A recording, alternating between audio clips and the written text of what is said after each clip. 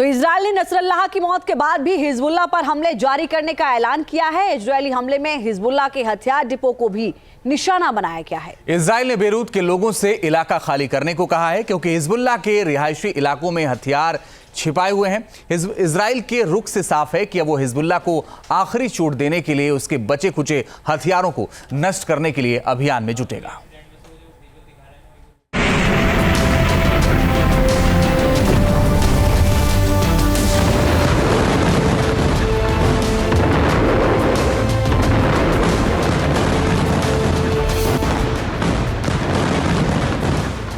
Hezbollah chief Nasrallah को मार गिराने के दूसरे दिन भी इजरायली सेना ने लेबनान में बेरूत समेत कई इलाकों पर ताबड़तोड़ मिसाइल हमले किए।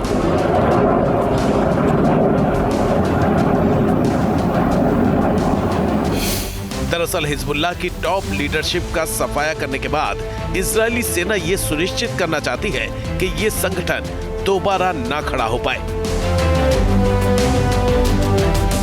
इन्हीं कोशिशों के तहत आईडीएफ हिजबुल्लाह के हथियारों के जखीरे को नेस्तनाबूद करने के अभियान में जुटी है।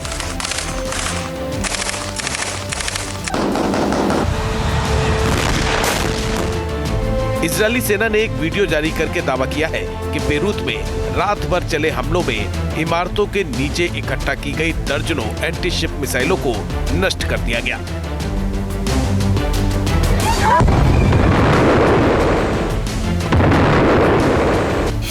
आईडीएफ के मुताबिक हिजबुल्लाह के पास चीनी C-704 और C-802 मिसाइलों के साथ साथ ईरानी गदर के कब्जे में होने का पता था, जिनकी मारक क्षमता लगभग 200 किलोमीटर तक है।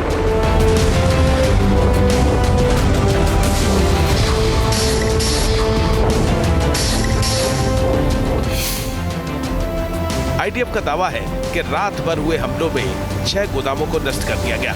इन गोदामों में जमीन से समुद्र तक मार करने वाली मिसाइलें रखी गई थी। आईडीएफ का कहना है कि इन मिसाइलों का इस्तेमाल कुछ ही मिनटों के भीतर किया जा सकता था, लेकिन उससे पहले ही इन्हें नेस्तनाबूद कर दिया गया।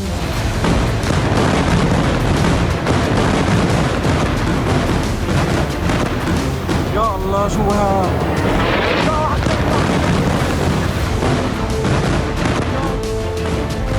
इजराइल ने उस इलाके का मैप भी जारी किया जहां एंटी शिप मिसाइल डिपो को उड़ाया गया। इस मैप के जरिए इजराइल ने ये दिखाने की कोशिश की कि किस तरह हिजबुल्लाह ने रिहायशी इलाकों में हथियार डिपो बना रखे थे। इस मैप में हिजबुल्लाह के हथियार डिपो के पास रिहायशी और कमर्शियल बिल्डिंग नजर आ रही है।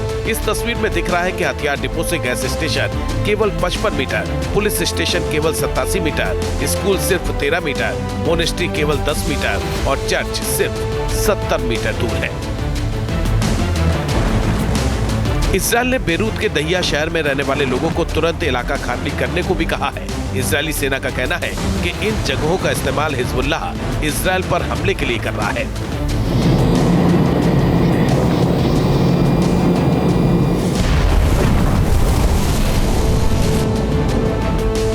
इस बीच इजरायली एयरफोर्स के बेरूत में अटैक से जुड़ा एक ऑडियो भी सामने आया है। दरअसल इजराइल की एयरफोर्स जब ऑपरेशन बेरूत को अंजाम दे रही थी, तब कमांडिंग ऑफिसर मेजर जनरल तोमेर बार ने 69वें स्क्वाड्रन के कमांडर से बात की थी। इस बातचीत में पायलट को कहते सुना जा रहा है कि हम हर जगह और हर व्यक्ति तक पहुंचेंगे।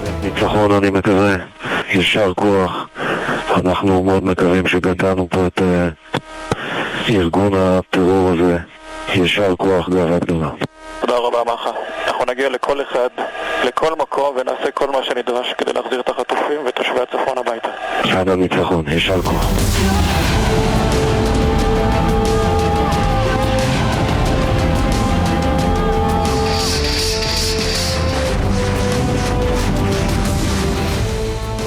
नसरल्लाह के खात्मे के बाद इजरायली सेना के प्रमुख हेरजी हलेवी ने लेबनान सीमा से लगे इलाकों के हालात की समीक्षा की। उन्होंने कहा कि इजरायल को तबाह करने की बात करने वाले नसरल्लाह को ढेर कर दिया गया।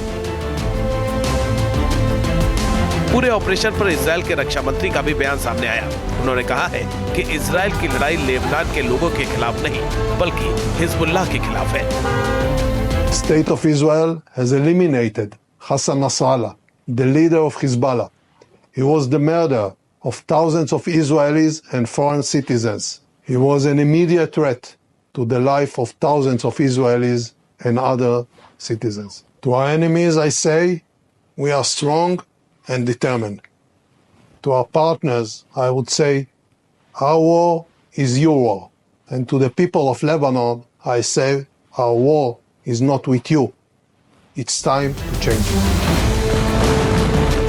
इजरायल ने करीब 10 दिनों से चल रहे ऑपरेशन में हिजबुल्लाह की कमर तोड़ दी है। टॉप लीडरशिप का सफाया करने के बाद अब इजरायल के निशाने पर हिजबुल्लाह के हथियार डिपो हैं। इजरायल की कोशिश हिजबुल्लाह को इतनी तगड़ी चोट देने की है कि ये संगठन फिर दोबारा न उठ खड़ा हो पाए। Team news nation. News nation अब व्हाट्सएप पर खबरों की ताजा अपडेट के लिए न्यूज नेशन के इस QR कोड को स्कैन करें।